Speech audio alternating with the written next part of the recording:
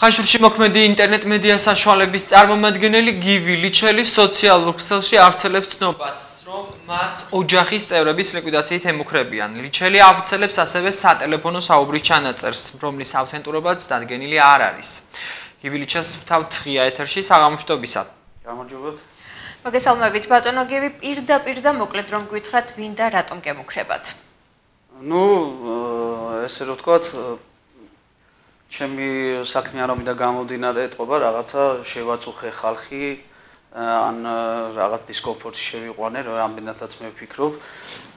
როდესაც დამიბარა ამ პიროვნება, მე ხარ დავასახელებ ვინაიდან მე ჩემ ადვოკატს ველოდები და დაახლოებით 2 დღეში უკვე საჩივარი მომზადებულია და შევადა ყველანაირი დეტალი და ეს ესე რომ ვთქვათ, ხმის ავთენტურობა დადგენილი არის, მე ვიცი ვინც საუბრობს, უბრალოდ ამის შესახებ ამ ეტაპზე თავშევიკავებ. მე ვიძახი უკვე რომელიც დაიდო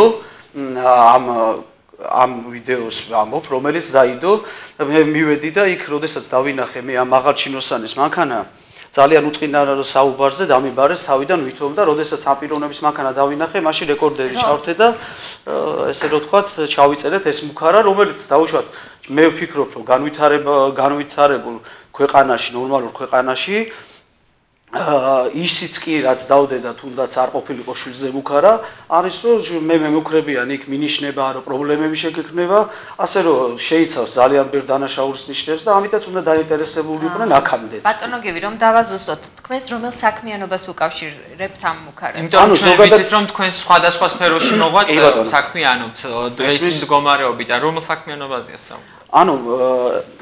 მე უფრო უკავშირებ ამას ჩემს სატელევიზიო, მე მოგახსენებათ, რომ ბლოგერი ვარ, მაქვს Facebook არხი, საკმაოდ ესე ვთქვათ, ბევრი ადამიანი, ბევრი გამომწერი ყავს, მაყურებელი და იყო ესეთი ბოლოდროინდელი ქალბატონი მადონა ხაჩიძის სასტუმროს თემა, როდესაც მთელი მუნიციპალიტეტი აბსოლუტურად ჩართული იყო იქ და აპირებდნენ, რომ უკანონოდ მიეთვისებინათ ამ ქალბატონისთვის ფაქტიურად გზა წაერთმიათ და ძალიან დიდი როლი ითამაშა ჩემმა ტელევიზიამაც და ჩემი მეშვეობით სხვა მასმედიაც ჩავთეთ და მოსამართლემ იმ დღესვე უარი თქვა 3500 ლარიან ჯარიმაზე, რომელიც ერთხელ უკვე გადაახტევინეს. ეს იყო და მე უკავშირებ ზოგადად იმ აქტივობებსაც, როდესაც მე ზაზა სარალიძის შვილის ესე ვთქვათ სოლიდარობა გამოხატე ზაზა სარალიძის მიმართ და ვაგის პარკში აქციაზე გამოვედი სიტყვით ხაშურის სახელით.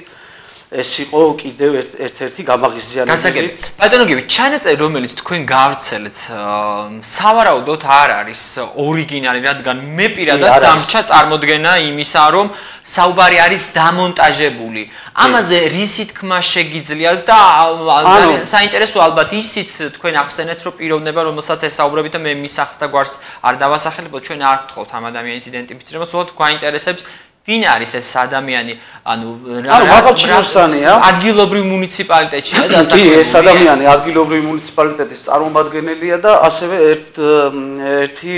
ერთი პიროვნება, რომელიც ესწრებოდა არის პოლიციის თანამშრომელი მაღალჩინოსანი.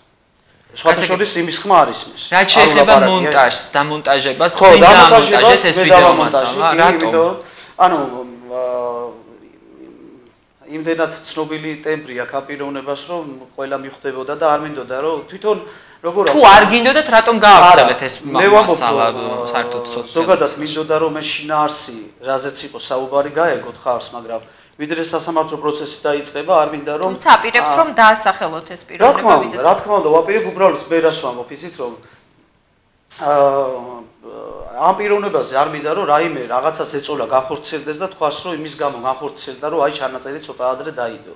მაგრამ ვინაიდან მე ჩანაწერი მხოლოდ მე მეხება პიროვნულად, ჩემმა იურისტმა მომცა ამის ნება რომ რეზონანსული გამეხადა, ესეც იყო მიზანი და ძირითადად ფაქტიურად იქ რამოდენიმე სიტყვა რომელიც არავითარ ზეგავლენას არ მოახდეს, თქვენ რაც მოისმინეთ, შინაარსი ძირითადად ეს არის საუბარი.